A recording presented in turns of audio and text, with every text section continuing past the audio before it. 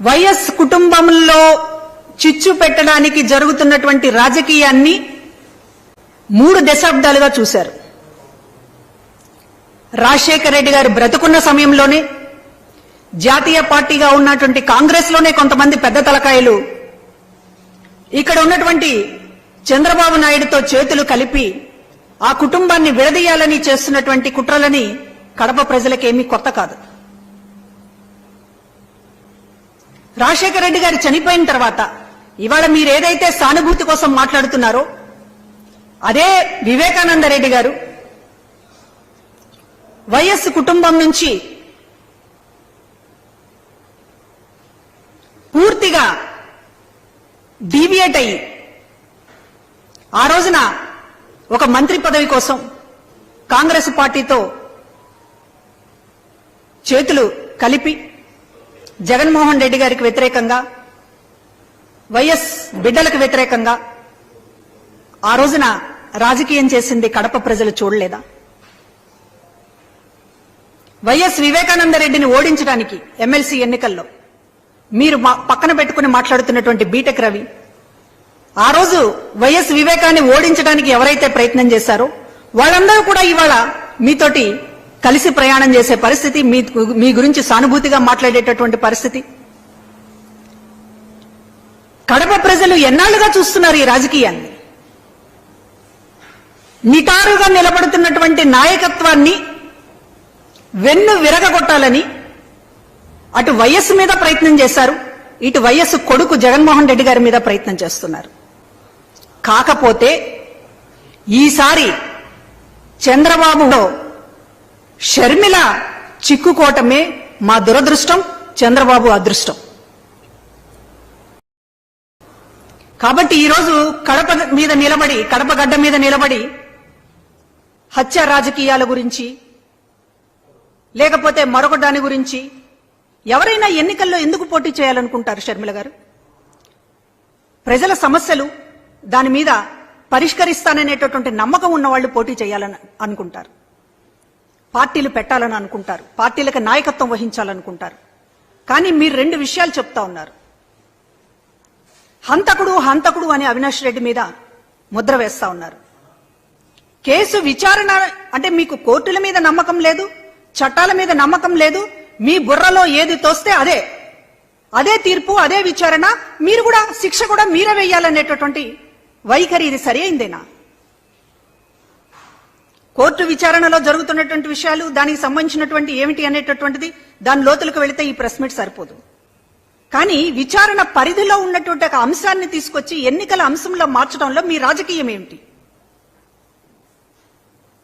ఆ రోజున జగన్మోహన్ రెడ్డి గారికి వ్యతిరేకంగా, విజయమ్మ గారికి వ్యతిరేకంగా వైఎస్ వివేకాన్ని నిలపడంలో ఈ కూతురు సునీత, ఆ కుటుంబము ఆ రోజున ప్రోత్సహించింది నిజం కాదా? ఈ రోజున మీ స్వార్థ కారణాలతోటి మీరందరూ కూడా ఏకమయ్యి ఇవాళ ఒక స్క్రిప్ట్ ప్రకారం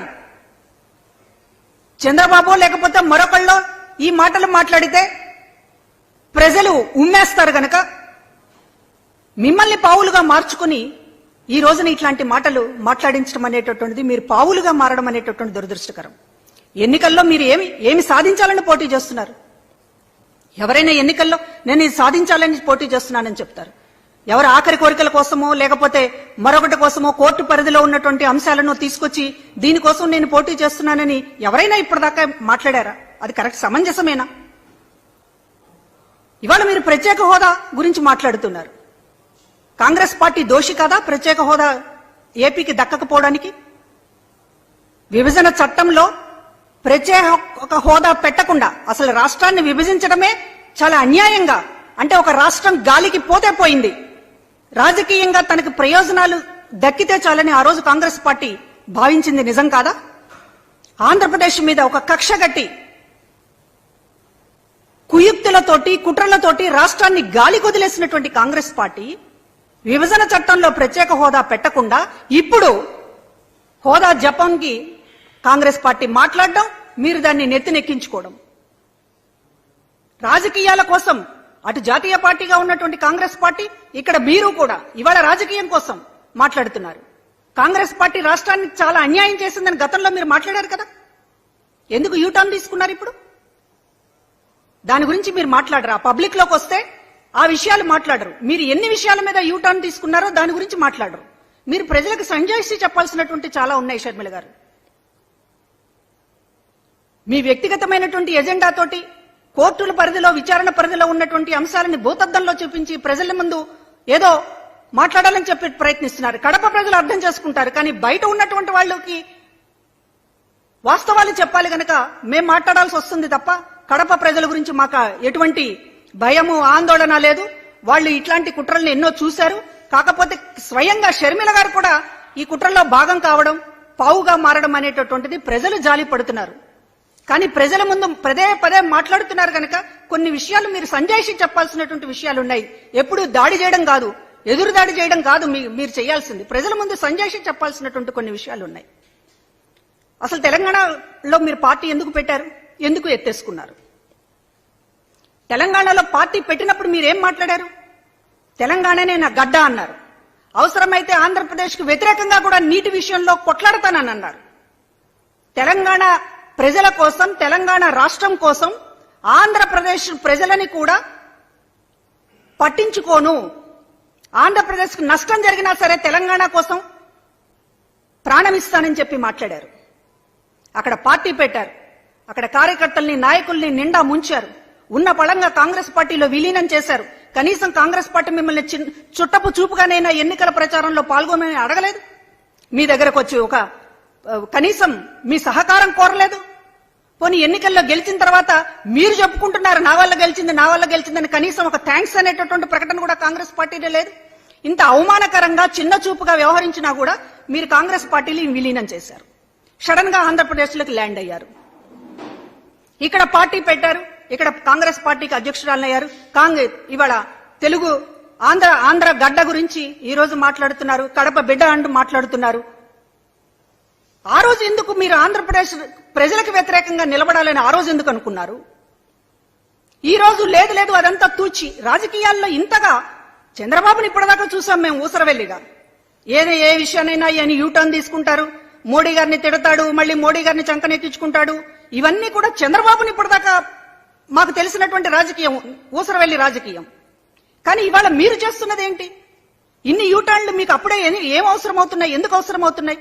ప్రజల ముందు దీనికి వివరణ ఇవ్వాలి కదా. ఒక సభలో అన్న దీనికి వివరణ మాట్లాడకుండా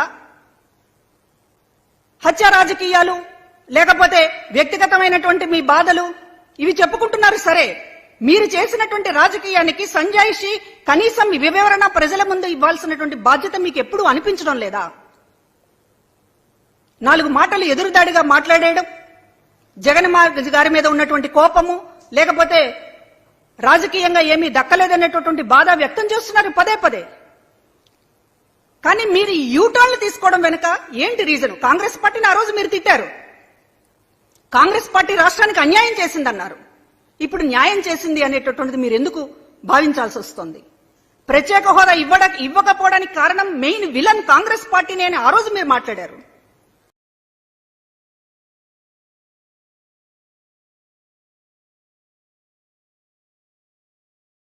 కానీ ఇవాళ ప్రత్యేక హోదా రావాలంటే కాంగ్రెసే అని చెప్పి మాట్లాడుతున్నారు. ఈ యూటర్న్ల వెనుక మీ ఉద్దేశం ఏంటి? అసలు మీరు ఏం రాజకీయం చేయదలుచుకున్నారు అనేటటువంటిది ప్రజల ముందు ఒక్కసారైనా సరే వివరణ, సంజాయిషి చెప్పండి దయచేసి. అంతే తప్ప ప్రతిసారి రాజకీయమే చేస్తాం. ఇప్పుడేమో అవినాష్ రెడ్డిని హంతకుడు అంటున్నారు. అవినాష్ రెడ్డి మీద దానికి కేసు విచారణలో ఉంది. నిజానిజాలు ఏమిటి అనేటటువంటిది ఇంకా తేలలేదు. మీరు కొన్ని అభిప్రాయాలను పట్టుకుని ఎవరైతే హంతకులు ఉన్నారో, ఎవరైతే వివేకానంద రెడ్డికి సంబంధించినటువంటి ఆయన ఓడించాలని, ఆయన రాజకీయాల్లో లేకుండా చేయాలని ప్రయత్నించారో వాళ్ళందరితో చేతులు కలుపుతా ఉన్నారు. మరో పక్కన అవినాష్ రెడ్డిని హంతకుడు అనేటటువంటి ముద్ర వేస్తున్నారు. ఎన్నికల సమయంలో ఒక మనిషిని, ఒక అభ్యర్థిని పట్టుకుని ప్రూఫ్స్ లేకుండా నిరాధారంగా హంతకుడు అనేటటువంటి ముద్రతోటి రాజకీయం చేయడం అంటే ఇది ఎంత పతనమైనటువంటి రాజకీయమో మీకు అర్థం కావడం లేదా? 2 రోజులు అయితే జగన్మోహన్ రెడ్డిని కూడా అంటారు మీరు. మాకేమీ అనుమానం లేదు. మీరు ఎంత ఏ స్థాయిలో ఉన్నారనేటటువంటిది మాకు కూడా అర్థమవుతోంది. రేపు జగన్మోహన్ రెడ్డి గారిని కూడా అంటారు. ఎందుకంటే ఓడించమని మీరు పిలుపునిస్తున్నారు. షర్మిల గారు, సునీత గారు జగన్మోహన్ రెడ్డి గారిని ఓడించండి అని పిలుపునిస్తున్నారు. అటు చంద్రబాబు ఎజెండా అయినా, అటు కాంగ్రెస్ పార్టీ ఎజెండా అయినా, బీజేపీ ఎజెండా అయినా, జనసేన ఎజెండా అయినా జగన్మోహన్ రెడ్డి గారు అధికారంలో ఉండకూడదు. జగన్మోహన్ రెడ్డి గారిని ఓడించండి అనేటటువంటిది ఏ కారణం లేకుండా, ఏ కారణం చెప్పకుండా, అసలు మీరు చేస్తున్నటువంటి రాజకీయం ఏంటో ప్రజల ముందు ఏ సంజాయిషి ఇవ్వకుండా జగన్మోహన్ రెడ్డిని ఓడించండి అని పిలుపునిస్తున్నారంటే మీ ఎజెండా ఏంటో ప్రజలకు తెలియడం లేదా? వీళ్ళందరి ఆశయం జగన్మోహన్ రెడ్డి గారిని ఓడించడం అనేటటువంటిది. ఇవాళ దానికి జతగట్టి మీరు జగన్మోహన్ రెడ్డి గారిని ఓడించండి అనేటటువంటిది న్యాయమైన డిమాండ్ అనిపించడానికి రేపు ఆయన్ని కూడా హంతకుడు అంటారు మీరు. అందులో అనుమానం ఏం లేదు. 2 రోజులు ఆగితే అదే మీ నోటి నుంచి వచ్చేటటువంటి మాట. కానీ ఈ రోజున మీరు ప్రజల ముందు చెప్పాల్సినటువంటి విషయాలు ఉన్నాయి. దాన్ని బిడ్డగా నేను ఈ రాష్ట్రాన్ని బాగు చేయడానికి వచ్చాననేటటువంటి మాట్లాడుతూ ఉన్నారు. ఈరోజు వైఎస్ రాజశేఖర్ రెడ్డి గారి బిడ్డ చేస్తున్నటువంటి రాజకీయం చూసి నిజంగా అభిమానులు చాలా బాధపడుతూ ఉన్నారు. రాజశేఖర్ రెడ్డి గారి పేరు ఈ రోజు నిలబడి ఉందంటే కాంగ్రెస్ పార్టీ పుణ్యం కాదు. రాజశేఖర్ రెడ్డి గారి తరువాత 15 ఏళ్ల తర్వాత కూడా ఈ రోజు రాజశేఖర్ రెడ్డి గారిని గుర్తు పెట్టుకుంటున్నారు అంటే అది ఆయన కొడుకు జగన్మోహన్ రెడ్డి గారిని ఆయన పేరును నిలబెట్టినటువంటి పద్ధతి. ఒక పార్టీని పెట్టడమే కాకుండా కాంగ్రెస్ పార్టీ లాంటి ధీటుగా ఎదుర్కొని రాజశేఖర్ రెడ్డి గారు 2 అడుగులు వేస్తే జగన్మోహన్ రెడ్డి గారు 4 అడుగులు ముందుకేశారు అనేటటువంటిది, ఆ పేరుని, ఆ విగ్రహాన్ని ఈ రోజున ప్రజల మనసుల్లో చిరస్థాయిది. ఆ పేరుని, ఆ విగ్రహాన్ని ఈ రోజున ప్రజల మనసుల్లో చిరస్థాయిగా నిలిచింది అంటే దానికి కారణం జగన్మోహన్ రెడ్డి గారు తప్ప మీరు చేస్తున్నటువంటి రాజకీయం కాదు. మీరు చేస్తున్నటువంటి రాజకీయం రాజశేఖర్ రెడ్డి గారికి తలవంపులు తెచ్చేటటువంటి విధంగా ఉంది. రాష్ట్రాన్ని అసలు ఆంధ్రప్రదేశ్ అంటేనే గిట్టనటువంటి పార్టీ ఈ రోజున కాంగ్రెస్ పార్టీ. ఆంధ్రప్రదేశ్ పోతే పోయింది అనుకున్నారు కాంగ్రెస్ పార్టీ. ఈ రాష్ట్రం పోతే ఏంటి, తెలంగాణలో మన రాజకీయం ఉంటే చాలు అనేటటువంటి దానితో రాష్ట్రాన్ని అడ్డంగా విభజించి కనీసం ప్రత్యేక హోదాకి సంబంధించి కూడా విభజన చట్టంలో పెట్టాలి అనేటటువంటిది కూడా కాంగ్రెస్ పార్టీ పూర్తిగా మర్చిపోయి కాదు, విస్మరించి కావాలనే ఈ రాష్ట్రం బాగుపడకూడదనేటటువంటి ఒక కక్ష కట్టినటువంటి పార్టీకి ఇవాళ నాయకులుగా షర్మిల గారు మాట్లాడుతున్నటువంటి పద్ధతి అత్యంత బాధాకరంగా ఉంది. అంటే రాజకీయాల కోసం మీరు ఏమైనా చేస్తారా? ఆంధ్రప్రదేశ్ ప్రజలకు కూడా వ్యతిరేకంగా మాట్లాడడానికి సిద్ధమై ఈ రోజు ప్రత్యేక హోదా జపం చేస్తా ఉన్నారు. గురించి కాంగ్రెస్ పార్టీ గొప్పదనాన్ని గురించి మీరు మాట్లాడుతుంటే నిజంగా చాలా మంది గుండె ముక్కలైపోయింది. రాజశేఖర్ రెడ్డి గారిని ఎఫ్ఐఆర్ లో పెట్టినటువంటి పార్టీ, చార్జ్ షీట్ లో పెట్టినటువంటి పార్టీ, ఆయన చనిపోయిన తర్వాత చార్జ్ షీట్ లో ఒక నిందితుడిగా, ఒక అవినీతి పరుడుగా కాంగ్రెస్ పార్టీ రాజశేఖర్ రెడ్డి గారిని చిత్రించేటటువంటి ప్రయత్నం చేసినటువంటి పార్టీ. జగన్మోహన్ రెడ్డి గారిని 16 నెలల పాటు జైల్లో ఉండి కనీసం బెయిల్ కూడా పొందకూడదు అని ఎక్కడా కూడా దేశంలో ఎవరు కూడా అన్ని నెలల పాటు జైల్లో ఉన్నటువంటి పరిస్థితి లేదు. బెయిల్ అనేటటువంటి ఒక హక్కుగా అందరికీ వచ్చేటటువంటి పరిస్థితి. కానీ 16 నెలల తర్వాత కూడా జగన్మోహన్ రెడ్డి గారు బయటికి రాకూడదని ఉచ్చు పనినటువంటి కాంగ్రెస్ పార్టీ, ఇవాళ ఆ కాంగ్రెస్ పార్టీ మీకు గొప్పదిగా రాష్ట్రానికి అన్యాయం చేసిన పార్టీ, వైఎస్ కుటుంబానికి అన్యాయం చేసిన పార్టీ, సాక్షాత్తు వైఎస్ రాజశేఖర రెడ్డి గారిని నిందితుడిగా చేర్చినటువంటి పార్టీని మీరు సమాధి దగ్గర పొగుడుతూ అభ్యర్థుల్ని ప్రకటిస్తా ఉంటే నిజానికి ఊసరవెల్లి కూడా సిగ్గుపడుతోంది షర్మిల గారు మిమ్మల్ని చూసి. మీరు క్లారిటీగా మీరు చెప్పాల్సినటువంటి విషయాలు ఉన్నాయి. మాట్లాడితే మైకు ముందు 4 తిట్లు తిట్టడం, జగన్మోహన్ రెడ్డి గారి మీద ద్వేషాన్ని వెళ్ళగక్కడం తప్ప మీరు ఎందుకు రాజకీయాన్ని ఇన్ని యూటర్న్లు తీసుకున్నారు? ఎందుకు మీరు ఊసరవెల్లిలా ప్రతి అడుగులోనూ మాట మారుస్తూ ఉన్నారు? తెలంగాణలో ఏం ఆశించి వెళ్లారు? ఎందుకు అక్కడ ప్యాకప్ చేసుకున్నారు? ఇక్కడ ఎందుకు పార్టీని ఓపెన్ చేశారు? ఇవాళ ప్రత్యేక హోదాకి సంబంధించి మాట్లాడేటటువంటి అర్హత కాంగ్రెస్ పార్టీకి ఉందా? గతంలో మీరు కాంగ్రెస్ పార్టీని తిట్టినటువంటి మాటలకు వివరణ ఏంటి? ఇవన్నీ మాట్లాడకుండా హంతకులు, హత్య రాజకీయాలు, చిన్నాన్న ఆఖరి కోరికలు ఇవి కాదండి ఎన్నికల్లో మాట్లాడాల్సింది. ఎన్నికల్లో మీరు కడప ప్రజలకు ఏం న్యాయం చేస్తారో మాట్లాడండి. ఎన్నికల్లో కాంగ్రెస్ పార్టీకి సంబంధించినటువంటి ద్రోహాన్ని మీరు క్షమాపణ చెప్పి ముందుకు కదులుతున్నారా, లేకపోతే ఏ రకంగా దాన్ని ఆ నష్టాన్ని పూడుస్తున్నారనేటటువంటిది సమాధానం చెప్పకుండా మీరు గాని, మీ పార్టీ జాతీయ నాయకులు గాని చాలా విషయాలు ఆంధ్రప్రదేశ్కి సమాధానం చెప్పాల్సినటువంటి విషయాలు ఉన్నాయి. వాటిని మీరు దాటుకుని మీరు ఎంపీ కావాలనో లేకపోతే మరొకటనో వెళ్ళాలంటే కుదరదు. కాంగ్రెస్ పార్టీ ఇక్కడ దోషి. ఆంధ్రప్రదేశ్ ప్రజల ముందు కాంగ్రెస్ పార్టీ దోషి. ఆ దోషికి సంబంధించినటువంటి ఆ పాత్రకి సంబంధించినటువంటి విషయాలు ఇక్కడ చర్చనీయాంశం కావాల్సిందే. దాన్ని తప్పించుకుని మీరు కడప లేకపోతే కడప రాజకీయము, హంతక రాజకీయము ఇది మాట్లాడాలంటే అది జరగని పని షర్మిల గారు. కాబట్టి మీరు ప్రజల ముందు సాగిస్తున్నటువంటి విజ్ఞప్తి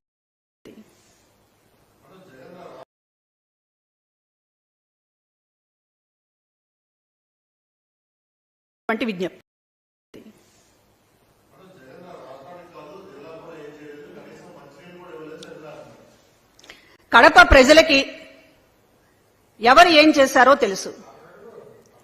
ఈ రోజున చెయ్యకపోతే రాష్ట్రంలో మొత్తం కూడా స్థానిక సంస్థల ఎన్నికల నుంచి ఇప్పటిదాకా కూడా వేలాది మంది ప్రజల అభిమానాన్ని చూరగొంటున్నటువంటి నాయకుడిగా జగన్మోహన్ రెడ్డి గారు ఇవాళ చరిత్రలో నిలిచిపోతున్నారు.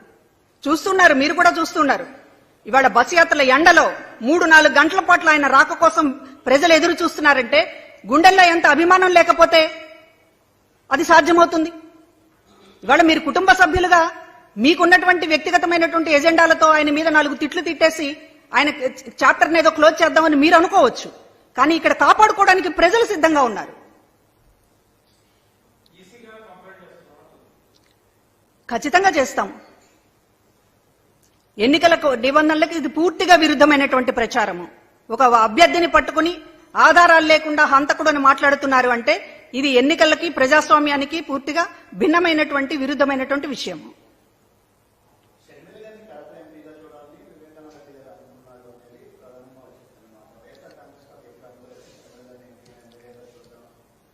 ఇప్పుడు ఆవిడే షర్మిల గారు ఒక ఇంటర్వ్యూలో గతంలో చెప్పారు, వైఎస్ రాజశేఖర రెడ్డి గారికి నాన్నకి నేను రాజకీయాల్లోకి రావడం ఇష్టం లేదు, రాజకీయాలకు నన్ను దూరంగా ఉంచాలని నాన్న కోరుకునేవారు అని. నాన్న రాజకీయాలకి దూరంగా ఉండాలని రాజశేఖర రెడ్డి గారు కోరుకున్నారు, చిన్నాన్నేమో ఈవిడ ఎంపీ కావాలని కోరుకున్నారు. ఇంత విరుద్ధమైనటువంటి కోరికలు అంటే నాన్నని గౌరవిస్తారా, చిన్నాన్నని గౌరవిస్తారా? ఏంటి రాజకీయం?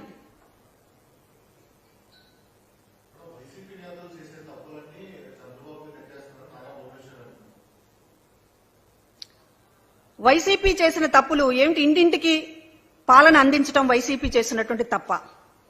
చంద్రబాబు నాయుడు గారు 14 ఏళ్లు అధికారంలో ముఖ్యమంత్రిగా ఉన్నారు, అపోజిషన్ లీడర్ గా ఉన్నారు. ఇన్ని ప్రభుత్వాలు ఉన్నాయి, ఇదే యంత్రాంగం, ఇదే ప్రభుత్వ యంత్రాంగం అప్పుడు ఉంది, ఇప్పుడు ఉంది. ఎందుకు ఇంటింటికి మీరు పెన్షన్లు గాని సంక్షేమ పథకాలు గాని ఇంటి వద్దకు ఎందుకు తీసుకురాలేకపోయారు? ఇవాళ చేసినటువంటి మంచి చూసిన తర్వాత అయినా సరే మీరు ఏదైనా సరే మనం కూడా ఇలా చేసి ఉండాల్సిందని గుర్తిస్తే బాగుండేది. అలా కాకుండా ఇవాళ ముసలి వాళ్ళందరినీ ఎండలో నిలబెట్టేటటువంటి పరిస్థితి, వాళ్ళ ప్రాణాలు పోతున్నటువంటి పరిస్థితి, దీనికి చంద్రబాబు నాయుడు గారి కారణమైతే అది మా తప్పేలా అవుతుంది? మీరు చిటికేస్తే ఇంటి దగ్గరికి అన్ని అందించవచ్చు అని ఎంత తేలిగ్గా చెప్తున్నారే మీరు. మరి మీరు ఎందుకు చేయలేకపోయారు? చిటికేస్తే సాధ్యమయ్యేటటువంటి వ్యవస్థ వాలంటీర్లు లేకుండా అది సాధ్యమై ఉంటే మీరెందుకు చేయలేకపోయారు? ఇవాళ వాలంటరీ వ్యవస్థ అయినా సచివాలయ వ్యవస్థ అయినా జగన్మోహన్ రెడ్డి గారు తీసుకొచ్చింది కదా.